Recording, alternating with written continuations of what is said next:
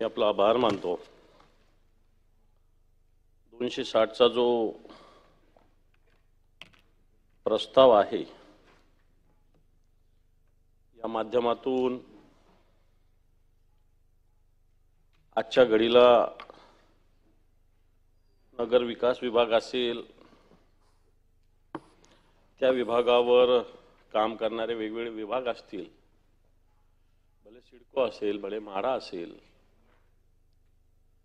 आणि हे सगळे विभाग आताच्या घडीला कशा पद्धतीने काम करतायत। राज्य सरकार या सगळ्या विभागांशी किंवा हे सगळे विभाग राज्य सरकारांशी कामकाजाच्या बाबतीत जनतेच्या प्रती हे विभाग आपली जबाबदारी पार पाडतात का, की फक्त मोठ्या मोठ्या घोषणा राज्य सरकार करतं, वेगळ्या भूमिका जाहिरातीच्या माध्यमातून जाहीर करतं, वेगळे धोरणं जाहीर करण्याची घोषणा करतं, प्रत्यक्षात अंमलबजावणी काय होती हा एक प्रश्न आहे सभापती महोदय। जास्त विचार न बोलता साधं उदाहरण आहे की मागच्या वर्षी मला वाटतं प्रवीण भाऊ रोज जातात येतात त्या रस्त्याने घाटकोपरजवळ एक जाहिरातीचा फलक पडला होता आणि त्याच्यात काही लोकांचे जीव गेले होते। आणि याच्यानंतर राज्य सरकारने या फलकाच्या बाबतीत एक पूर्ण राज्यस्तरीय धोरण आखण्याची घोषणा केली होती। मग या जाहिरात फलकाचे आकार काय असावेत, महामार्गावर ते असावे का नसावे, परंतु त्या 5-6 लोकांचा जीव गेल्यानंतर सुद्धा अजूनही राज्याचा जर विचार केला तर मला असं वाटतं राज्य सरकारला ते 6 जीव गेल्याची कोणती खंत नाही। मोठे मोठे फलक, वेगवेगळ्या ठिकाणी जाहिरातीची आवश्यकता आहे, फलक असावे, व्यवसाय त्याच्यावर मोठ्या प्रमाणावर, त्याच्याविषयी ऑब्जेक्शन असायचं काही कारण नाही। परंतु आजच्या घडीला राज्य सरकार घोषणा कशा पद्धतीने करतं आणि प्रत्यक्षात याची अंमलबजावणी कशा पद्धतीने होते, तर सभापती महोदय याच्यात जनतेशी या सरकारला घेणं देणं नाही, अशा प्रकारची सभापती महोदय स्थिती आहे। सभापती महोदय, या राज्यामध्ये मागच्या कित्येक वर्षांनी स्थानिक स्वराज्य संस्थेच्या निवडणुका झाल्या नाही। भले महापालिका असेल, भले नगरपालिका असेल, जिल्हा परिषद असेल, शेवटची निवडणूक 2023ची अहिल्यानगरची महापालिका ही 2023ला हिची मुदत संपलेली आहे आणि संभाजीनगर महापालिकेची मुदत एप्रिल 2020ला संपलेली आहे। म्हणजे या 20 पासून तर आतापर्यंत 25 उजाडलेल्या तब्बल 5 वर्ष एक टर्म कंप्लीट झाली असते। मग नवी मुंबईची सुद्धा 2020ला होती, कोल्हापूर निवडणूक 2020ला होती। या सगळ्या निवडणुका जर बघितल्या तर आजच्या घडीला सरकारला या निवडणुका घ्याव्या वाटतात का, हा एक प्रश्न आहे सभापती महोदय।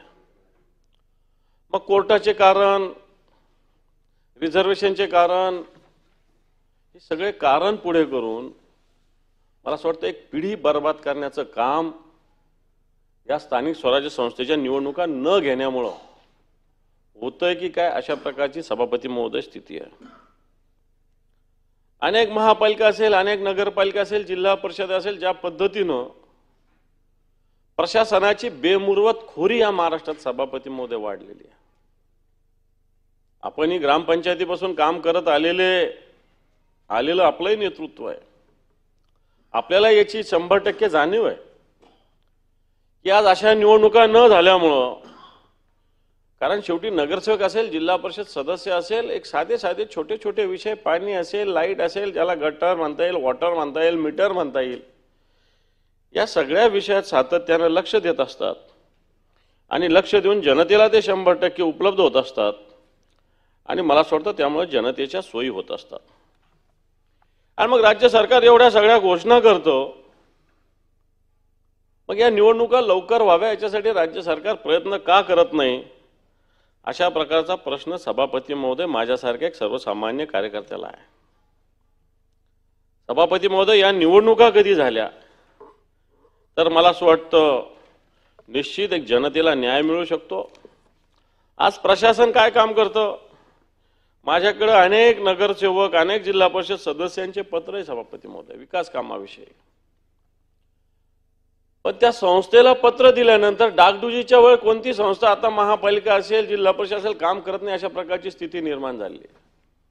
कोणतेही विकासाचं काम असेल, कोणतेही जनतेच्या हिताचं काम असेल, मला असं वाटतं प्रशासनातील अधिकाऱ्यांना याच्याशी कोणते भावनिक अटॅचमेंट नसतं, जे मला असं वाटतं लोकप्रतिनिधींना, नगरसेवक सारख्या, जिल्हा परिषद सदस्यासारख्या अधिकाऱ्यांना सभापती महोदय असतं.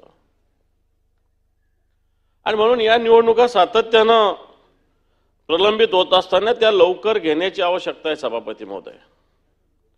त्या निवडणुका कधी लवकर झाल्या तर निश्चित एक खऱ्या अर्थानं या राज्यामध्ये एक जनतेला न्याय मिळण्याची स्थिती सभापती महोदय निर्माण होऊ शकेल. आज अनेक ठिकाणी प्रशासनातले आयुक्तासारखे लोक जे कलम 67(3) हे सातत्यानं वापरतात सभापती महोदय, आणि अवाजवी खर्च मोठ्या प्रमाणावर अनेक महापालिकेमध्ये वेगवेगळ्या आयुक्तांच्या मार्फत केला जातोय. कारण 67(3) हे कधीतरी इमर्जन्सीमध्ये वापरायचं हत्यार आहे. एखाद्या पूर आला, अतिवृष्टी झाली, काहीतरी मोठ्या गोष्टी घडल्या, पण तो सर्रास आजच्या घडीला सगळे महापालिकेचे, तो मी कोणत्या एका आयुक्तावर आरोप करणार नाही, पण तो ओव्हरऑल मी सहज महाराष्ट्रातल्या वेगवेगळ्या महापालिकेतून जर ही माहिती घेतली तर मला असं वाटतं अशा पद्धतीनं आयुक्तांची एक मर्जी किंवा एक तिथली दादागिरी त्या महापालिकेतली सभापती महोदय वाढलेली आहे. सभापती महोदय, असं होत असताना काही नगरपालिका असेल, काही महापालिका असेल, विरोधी पक्षाच्या ताब्यात असेल, तर त्या महापालिकेला निधी न देण्याचा प्रकार सुद्धा मोठ्या प्रमाणावर घडतोय. एखाद्या नगरपालिकेच्या क्षेत्रामध्ये विरोधी पक्षाचा आमदार निवडून आला असेल किंवा सत्ताधारी पक्षाला पाहिजे तसं त्या भागातील जनतेनं मतदान केलं नसेल, तर अशा नगरपालिका असेल, महापालिका असेल, इकडं विकास निधी देताना दुजाभाव करण्याचं काम सुद्धा आताचं सरकार सभापती महोदय करतंय. राज्यातले एक मंत्री तर खुलेआम म्हटले, नितेश राणे नावाचे मंत्री तर खुलेआम म्हटले की आमच्या पक्षात आलं तर तुम्हाला निधी मिळेल, आमच्या पक्षात आलं नाही तर तुमच्या कोणत्याही ग्रामपंचायत निधी देणार नाही. मला असं वाटतं राज्याचे मंत्री जर असं वक्तव्य करत असेल तर बाकीचे लोक कशा पद्धतीने बोला. शेवटी आपण जे निवडून आलेलो असतो, सगळे लोकप्रतिनिधी, मंत्री यांनी सर्व जनतेच्या विषयी एक शपथ घेतलेली.